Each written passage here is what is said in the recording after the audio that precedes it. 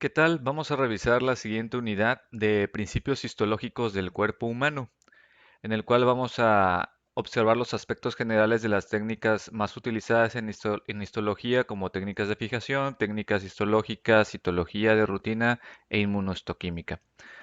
Aquí lo que tenemos que observar es que ir entendiendo que la histología va a estudiar los tejidos y para ello vamos a requerir una serie de procesos y herramientas para lograrlo y observar las estructuras de las células por medio de la microscopía, evidentemente. Entonces, esta técnica histológica van a ser estos pasos ordenados que nos van a permitir preparar el tejido para que sea observado en el microscopio. Em, Nosotros podríamos aquí, por ejemplo, mencionar que muchas de las técnicas que se utilizan en la actualidad pasan por estos procesos para poder obtener tejido lo suficientemente en buenas condiciones para poderlo observar. Estos serían los pasos que corresponderían a la técnica histológica. Esta es una técnica muy básica, no significa que todos los tejidos exclusivamente se preparen así, pero nos da una idea de lo que más o menos significa hacer una preparación del tejido en histología. Primero, vamos a observar que tenemos la parte de la obtención. En la obtención se refiere a la metodología por la cual vamos a obtener la muestra del tejido, que aquí también vamos a tener una clasificación porque puede ser por medio de biopsia, una necropsia. En base a la biopsia podemos tener una clasificación que sería la biopsia incisional y la biopsia excisional. En la parte de la biopsia incisional, recordar que, bueno, es la que se toma una muestra sin la necesidad de extraer todo el tejido, y en la biopsia excisional, pues prácticamente se retira todo el tejido o todo un órgano y de ahí se toma la muestra. Vamos a tener también los conceptos de PAF, que sería punción y aspiración con aguja fina, y otro concepto en la parte de la biopsia que sería el PAF, que sería la punción con aspiración con aguja gruesa. Otra que tendríamos como la parte de la técnica de obtención sería la citología exfoliativa. La citología exfoliativa es la que vamos a obtener por medio de un raspado de la parte superficial de un epitelio. De ahí vamos a tener la parte de fijación. En la fijación, lo que más nos va a interesar es la circunstancia que vamos a detener o vamos a tratar de que la célula quede con las mismas estructuras que cuando tenía sus procesos vitales en proceso. Y evidentemente vamos a tratar de evitar que la célula se vaya destruyendo por medio de los procesos que tiene para, digamos, destruirse posterior a que deja de nutrirse o que deja de recibir algún tipo de estímulo por parte del cuerpo. Entonces, esta fijación necesitamos un poquito de otros elementos químicos para que podamos nosotros llevarlos a cabo, y es ahí donde entra la función del formol, porque en la fijación se van a emplear estas sustancias que vamos a denominar fijadores, y el fijador pues más utilizado es el formol o la formalina al 10%. El otro que vamos a tener es la parte de la deshidratación.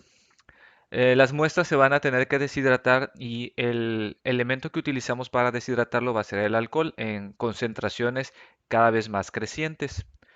El siguiente paso vamos a tener la aclaración. El alcohol debe ser reemplazado porque prácticamente no puede diluirse o no es mixible la parafina que todavía vamos a aplicar con el alcohol.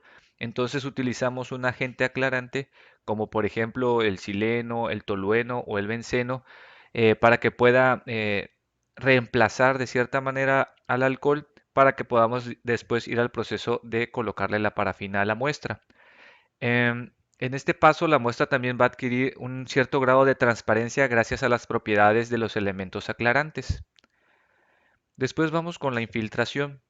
En la infiltración e inclusión, bueno, vamos a emplear parafina líquida y por la metodología de infiltración, la parafina va a penetrar en el interior de las células, y también en el otro proceso, por medio de la inclusión, va a ser el momento en el que el tejido es embebido por la parafina para formar un bloque.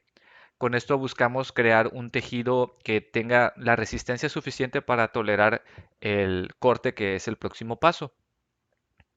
En la parte del corte o microtomía, una de las cosas que hay que entender es que el elemento que tenemos que realice este corte se llama microtomo y que, bueno, está especializado este instrumento para poder realizar cortes de un espesor promedio de 5 a 10 micrómetros, que es lo que necesitamos para poder colocar en un portaobjetos y en un momento dado observarlo en el microscopio.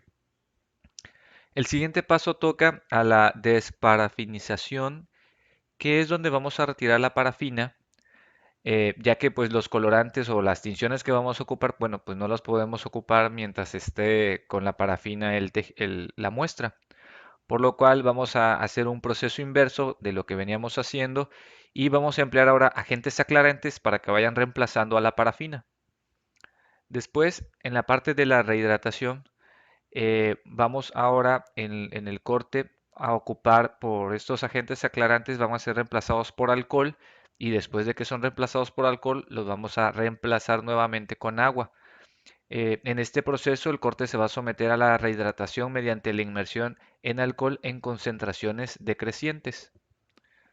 De ahí vamos a tener el otro paso que son las tinciones. En la tinción, bueno, los cortes como van a tener cierto diámetro tan delgado y al haber pasado por agentes aclarantes, pues van a tener un aspecto transparente hasta cierto punto.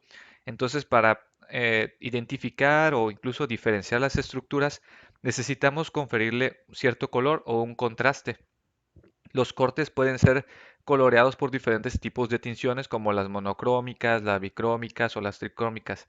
Todavía vamos a hablar un poquito de las tinciones más adelante. Y ya al final de este paso viene el montaje.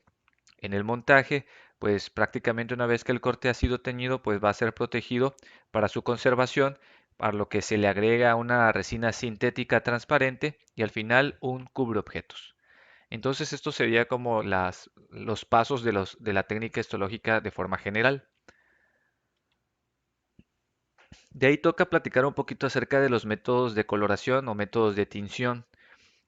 Los métodos de tinción, bueno, hay que reconocer que cada uno de ellos tiene propiedades diferentes que van a hacer nos va a dar cierto grado de especificación para identificar ya sea estructuras, ya sea tipos de tejido o incluso otros elementos como bacterias, hongos o alguna otra elemento microscópico. Uno de los básicos que quizás ya conocen son de las tinciones monocrómicas, el azul de toluidina y el azul de metileno. El azul de toluidina, como su nombre lo dice, bueno, prácticamente los dos se van a mostrar con tonos diferentes de azul y realmente, por ejemplo, en el azul de metileno, cuando se observa la célula, bueno, tratamos de identificar la membrana, quizás por ahí un poquito el núcleo, o sea, estructuras básicas prácticamente de la célula, nada tan específico. De ahí tenemos las tinciones bicrómicas, que como ejemplo tenemos la hematoxilina eosina. Es una muy utilizada, por ello también puede recibir el nombre de tinción convencional y puede ayudar a identificar los componentes ácidos y los componentes básicos. Se emplean principalmente los dos colorantes, la hematoxilina y la eosina, y estas van a permitir diferenciar entre los dos compartimentos más importantes de la célula, el núcleo y el citoplasma. Eh, por ejemplo, el componente que tenemos de hematoxilina puede denotar o puede ser específico, por ejemplo, para que nosotros notemos el DNA o el RNA. Y bueno, la característica del color pues es azul, azul morado.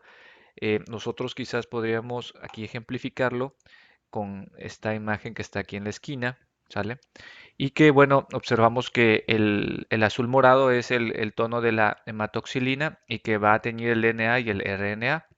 Y la eosina es la que se va a encargar de teñir en un tono rosa naranja las proteínas principalmente.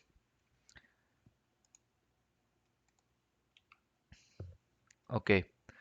De aquí, después de las tinciones bicrómicas, continuamos con las tinciones tricrómicas, tenemos estas tres representantes, que es Mason, Gallego y Gomori.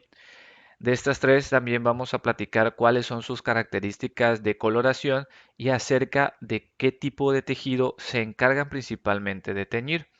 Una de las cosas que tengo que recordar es el hecho que los principales tejidos que van a teñir van a ser músculo, tejido conjuntivo y tejido epitelial. Entonces, en ese contexto, nosotros podríamos clasificar las diferentes coloraciones de la siguiente manera. Vamos a observar primero la tinción de Mason, que bueno, dentro de sus propiedades es que va a teñir el músculo en un tono rojo bastante, digamos, fuerte, ¿verdad? Y el tejido conjuntivo lo va a teñir en un tono azul rey y el tejido, prácticamente epitelial, los núcleos los va a teñir en negro. ¿Ok? De ahí Gallego va a teñir el músculo en un tono amarillo, el tejido conjuntivo en un tono color eh, azul rey, perdón, verde, y la parte nuclear del epitelio la va a teñir de color rojo. Y el Gomori, pues prácticamente va a teñir el músculo en un tono rojo quizás menos intenso que el Mason, el tejido conjuntivo en un tono verde brillante y el epitelio, la parte nuclear, en negro. De ahí, después de la clasificación por tipo de colores, vamos a tener tinciones selectivas. Las tinciones selectivas, bueno, van a servir para hacer evidente biomoléculas muy específicas de los tejidos o las células. Empezamos con la parte de los carbohidratos. Los carbohidratos, eh, normalmente la tinción que se encarga de darles color o aspecto va a ser el PAS o el ácido periódico de Schiff, que también lo podemos conocer como carmín de Best. Y bueno, va a tener como un aspecto o coloración muy característica con un cierto grado de color carmín, como sería, digamos, la que se encuentra aquí en la esquinita. De ahí vamos a tener nosotros las proteínas. Con las proteínas cabe mencionar que hay una característica que al momento de que se van a clasificar, vamos a identificar dos tipos de proteínas, fibras elásticas y fibras reticulares, y cada una de ellas va a tener como diferentes em, tinciones que se van a encargar de estandarizarlas. Entonces, por ejemplo, con la parte de la tinción de las proteínas con las fibras elásticas, la tinción que va a encargarse precisamente de eso va a ser la tinción de Reyes y Orseína, y también tenemos una que es la de Birchoff. Normalmente las tinciones de Reyes va a tener una coloración rosa magenta, la Orseína un morado intenso y la de Birchoff un café oscuro. Em, de ahí vamos a nosotros también a checar, por ejemplo, la parte de las fibras reticulares. Con las fibras reticulares, pues vamos a tener que la técnica de Wyler es la que normalmente se utiliza para poderlas destacar. Y mediante estas técnicas podemos observar las fibras principalmente en un tono negro. ¿Ok? Nosotros podríamos poner, bueno, esta sería la de Wilder, ¿sí? Y estas de acá, algunas de las que mencionamos de Birchoff en color café y de Orseína. De ahí tenemos los lípidos. Los lípidos como tal también tienen su propia tinción, que es el tetraóxido de osmio. Como tal, los lípidos van a dar también otro nombre muy característico que sería el sudán rojo, aparte del tetraóxido de osmio. Y de ahí vamos a tener el DNA, que es la tinción de Fulgen. Y la tinción de Fulgen se encarga exclusivamente nada más de teñir el DNA y el ARN también. Y va a teñir en rojo magenta el DNA.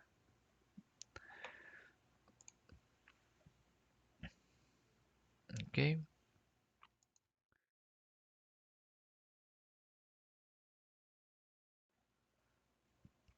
Ahora continuando con el tema, revisaremos los aspectos de la citopatología. Debemos comprender que, bueno, la histología propiamente nos va a enmarcar aquellas características normales y aquellas características que nuestro organismo va a tener de forma común dentro de nuestro cuerpo. Y la citopatología nos va a dar los conceptos para deslindar o revisar cuáles son los principales cambios a nivel celular que se pueden presentar que no se consideran hasta cierto punto normales y se le pueden dar una característica de ser una enfermedad o ser una patología, ¿no? Uno de los puntos que hay que recordar es que por medio del desarrollo de la biopsia de aspiración por aguja fina, realmente se ha podido lograr obtener mucha más información del cuerpo y de las diferentes enfermedades que pueden estar fallando a nivel celular derivado de este procedimiento. Es un procedimiento hasta cierto punto benigno, económico, accesible y bueno, hay que entender que bueno, finalmente no tienen tantas repercusiones a largo plazo. Sin embargo, hay que checar que no es un procedimiento que sea aplicable en cualquier lugar. Necesitas ciertas características de higiene, de técnica y claro, también incluso hasta posiblemente hasta de un lugar o un ambiente estéril como un quirófano para poderlo realizar de forma segura. Eh, Dentro de la citopatología colocamos aquí el, el Papa Nicolau como uno de los elementos más reconocibles en la parte del reconocimiento de las células a nivel de esta rama de estudio y comprender que incluso el Papa Nicolau, bueno, el tipo de muestra que nosotros tomamos aquí es una citología exfoliativa. El Papa Nicolau ha resultado muy exitoso si nosotros vamos quizás 20 años atrás y recordamos quizás en los factores de mortalidad entre las mujeres en edad reproductiva, podríamos tener que el cáncer cervicouterino era uno de los principales que se tenían. Después de que se empieza a desarrollar el proceso de Papa Nicolau y se estandarizan elementos de procedimientos en los diferentes niveles de salud en todo México, pues este índice va a la baja, ¿no? Y actualmente no se convierte o no es, mejor dicho, uno de los primeros, digamos, casos o circunstancias por las cuales las mujeres fallecen, ¿no? Sin embargo, hay que continuar precisamente realizando estas pesquisas para poderlo identificar. Y esto nos va a llevar a que nosotros entendamos por qué la relevancia incluso de entender la histología como en la parte de la relación con el médico y la parte de la relación con el paciente, que el rol que juega es fundamental, sobre todo para la identificación de enfermedades y para el pronto o prevención incluso de enfermedades graves, ¿no? Dentro del punto del considerar que ese epitelio es relevante porque a veces el concepto no nos puede quedar un poco claro, hay que recordar que normalmente los tejidos van a estar formados por varias capas de células que van a estar superpuestas y que van a recubrir las superficies libres del organismo y van incluso pueden constituir también un recubrimiento interno de ciertas cavidades, de órganos huecos o de conductos del cuerpo. La piel e incluso también pueden llegar a formar las mucosas y algunas glándulas. Este es un pequeño nada más repaso de la clasificación de los epitelios. Básicamente nosotros aquí podemos observar que los epitelios se clasifican según la función, la forma y el número de capas que hay. Dentro de la parte de la función, podríamos nosotros colocar que tenemos una parte de revestimiento que podríamos decir que nos colabora con la protección, pero también podríamos mencionar que hay una parte de los epitelios que pueden tener funciones glandulares. Con la parte de las funciones glandulares hay que recordar que son células que van a crear secreciones para liberarlas hacia la parte interna del cuerpo, hacia la parte externa del cuerpo o incluso hacia las mismas células que tienen ellos a sus lados. Y el epitelio glandular puede formar tanto hormonas complejas como elementos básicos como secretar sustancias oleosas o agua o sudor, ¿no?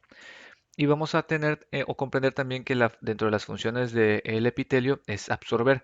Prácticamente todos los epitelios tienen esta capacidad de absorción y unos en mayor medida que otros, pero la gran mayoría, casi todos ellos van a tener esta función de absorber. Según la forma, bueno, podríamos tener que, según a cómo se observaron por el microscopio, pues podríamos tener el epitelio plano, escamoso, los epitelios cúbicos y los epitelios cilíndricos. Y por el número de capas, donde vamos a destacar que tengamos solamente una o dos capas, sería el epitelio simple y prácticamente que tenga exactamente el mismo tipo de célula, por ejemplo, que sea un epitelio simple plano ¿sale? Sería prácticamente que solamente hay dos líneas celulares de epitelio escamoso, eso representaría ser un epitelio simple, y un epitelio estratificado quizás pues prácticamente tendría más de tres líneas celulares y que pudiera incluso resultar ser una combinación entre diferentes formas del epitelio, quizás en la parte más superficial con un epitelio escamoso o plano y en la parte más inferior con epitelio de tipo cúbico. De ahí enmarcamos ciertos conceptos que tienen que o son más o están más relacionados con los conceptos de citopatología, ¿no? Estos son indispensables en la comprensión porque los vamos a escuchar y los vamos a leer muy frecuentemente en varias literaturas y en algún punto de nuestra formación pues vamos a tener que utilizarlos y a veces pueden causar un poquito de confusión. Entonces vamos a tratar de distinguir los conceptos y crearnos la idea del concepto. Primero, el primer paso que tenemos por acá es la metaplasia. La metaplasia podríamos pensar que es el cambio de un epitelio maduro por otro igualmente maduro. Es decir, una célula madura va a ser sustituida exactamente por una célula madura de las mismas características, con sus mismas funciones. ¿Ok? Este tipo de efecto o evento sucede mucho cuando, por ejemplo, los epitelios pueden sufrir leves daños o abrasiones. Ejemplificábamos que incluso cuando nosotros vamos por ahí en un día soleado a la playa, la radiación solar puede generar un cierto grado de destrucción o de daño a las células más superficiales de nuestra piel y que bueno, finalmente va a terminarse reemplazando esas células de la piel por otras células de la piel, pero que van a tener las mismas características que la previa, donde prácticamente pueden absorber, donde prácticamente pueden secretar, donde prácticamente pueden proteger. Entonces, ahí es donde entra el concepto de metaplasia. Metaplasia en sí no se debería considerar como algo patológico, ¿no? Pero sí como un crecimiento o un reemplazo de células maduras por otras maduras por circunstancias irritativas que puedan estar ocurriendo a su alrededor. Después va a venir el concepto de displasia. Esta parte del concepto de displasia pues corresponde a una alteración de las células epiteliales que va a acompañar con cambios en el proceso de la maduración. Eh, por ahí incluso mencionábamos que un autor que es Robin Nicotrand, que normalmente él va a tener mucho énfasis en la patología a nivel médico, incluso tiene su libro de patología de Robbins, que va a ser de ley que todo médico lo tenga que leer, menciona las siguientes palabras donde la displasia la menciona como una emergencia anormal de las células en el cuello del útero consecutivo a la acción disreguladora de géneros virales del HPV o lo que sería el virus del papiloma humano. Entonces, él, en base a esta descripción, nos da un término muy significativo que es la parte de una neoplasia cervical intraepitelial, algo que vamos a conocer como los NIC. Y este NIC incluso nosotros podemos clasificarlo en tres tipos, hay NIC 1, NIC 2 y NIC 3. Cada uno de estos NICs va a significar que existen cambios en la forma celular, en el caso de, digamos aquí del cuello del útero, por ejemplo, que por medio del Papa Nicolau se toma esta determinación y nos va a comentar que existen cambios, digamos, leves de la celularidad en el crecimiento de las muestras tomadas en el cuello del útero. Eso sería el NIC 1. El NIC 2 representaría prácticamente el mismo significado, nada más que cambiamos, en vez de ser solo leve, sería moderado. Los cambios que existen en el cuello del útero y en el NIC 3 pues los cambios son prácticamente severos. Ahí nos está marcando que prácticamente la displasia no es la misma célula eh, madura que tenía previamente este epitelio y que prácticamente está siendo sustituida por una célula completamente diferente. Por eso también el concepto que viene después de displasia viene siendo la neoplasia. Y la clasificación de NIC nos ayuda a identificar a la paciente en este caso para saber en qué momento necesitamos ya ejercer como que un mayor control con la paciente, orientarla con lo que tiene que hacer para que no llegue a la siguiente etapa de estos cambios celulares que sería el cáncer. Entonces prácticamente una vez que se detecta que tiene algún grado de lesión, NIC 1, NIC 2 o NIC 3, se deriva con el especialista, en este caso el ginecólogo, para que le continúe brindando un tratamiento. Y de ahí tendríamos el cáncer. El cáncer, bueno, que se caracteriza por ser una enfermedad donde hay muchas células anormales que se van a multiplicar sin control y pueden invadir los tejidos cercanos. Las células del cáncer pueden llegar a diseminarse hasta otras partes del cuerpo a través del torrente sanguíneo y el sistema linfático. Vamos a tener algunos conceptos que derivado de donde provenga o donde se cree el cáncer, podemos nosotros identificar. Y, por ejemplo, cuando el cáncer es de algunos de los diferentes epitelios, vamos a llamarlo carcinoma. Cuando este cáncer pertenece, por ejemplo, a tejidos de elementos como los músculos, el tejido conjuntivo, los vasos sanguíneos, le podríamos decir sarcoma. Cuando hablamos de una leucemia, sería el concepto de las células inmunológicas de nuestro cuerpo reproduciéndose de forma anómala, como el cáncer que mencionamos, entonces se llamaría leucemia. Aquella que va a depender del tejido linfático se va a llamar linfoma y aquella que va a invadir o que va a afectar a la médula ósea se va a llamar mieloma. En estos conceptos también vale la pena recordar estos dos, la apoptosis, que bueno, probablemente ustedes ya saben que es la muerte celular programada, y la necrosis, que bueno, esta siempre se va a producir secundario a un daño, ya sea químico, físico, infeccioso de la persona. Dentro de los dos puntos podemos diferenciar que, digamos, como tal, en la apoptosis no tenemos un proceso inflamatorio que detone derivado de la muerte celular y en el caso de la necrosis sí vamos a tener un proceso inflamatorio derivado de la destrucción celular. Las diferencias podríamos tomar en cuenta que en la apoptosis pues prácticamente no se rompe la célula ni su membrana, o sea, prácticamente se va eh, disminuyendo su tamaño, colapsando sobre sí misma hasta incluso ser reabsorbida prácticamente por otras células. Y en el caso de la necrosis no. La necrosis, si hay una ruptura de la membrana, si todos los organelos llegan a estar en contacto con con el líquido intersticial y este evento va a detonar que muchos elementos que se encuentran en nuestro cuerpo reaccionen y empiecen una cadena de eventos que vamos a llamar inflamación. Y lo que va a caracterizar a la parte de la inflamación va a ser siempre la coloración, va a ser también el hecho del dolor, la inflamación y el calor. Entonces eso va a diferenciar como que la necrosis de la apoptosis.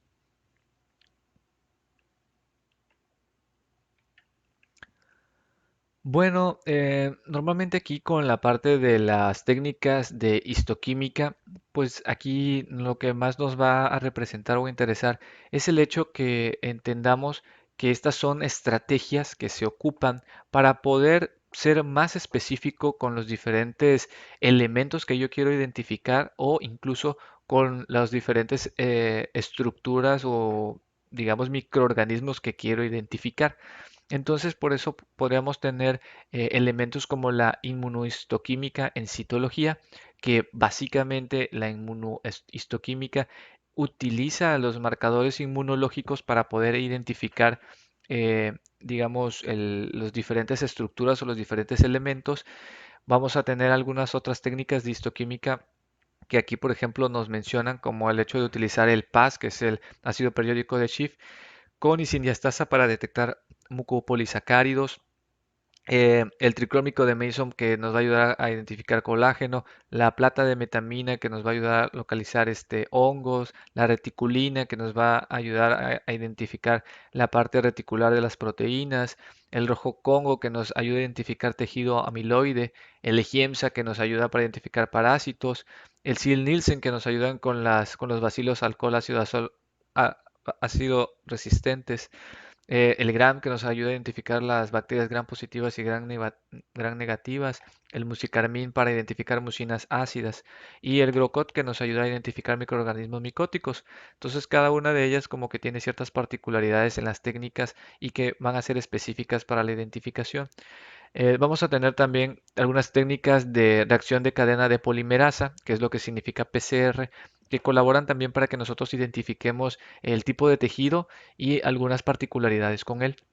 Entonces, en la inmunohistoquímica, en citología, Entonces, prácticamente un material se le aplica una tecnología específicamente para diagnosticar y esto va a ayudar siempre a que se pueda esclarecer mejor un diagnóstico, se puedan clasificar los tumores, se pueda incluso identificar tumores primarios, lesiones de metástasis en las situaciones que el paciente tenga cáncer y también a diagnosticar de forma general adenocarcinomas o algunos mesoteliomas.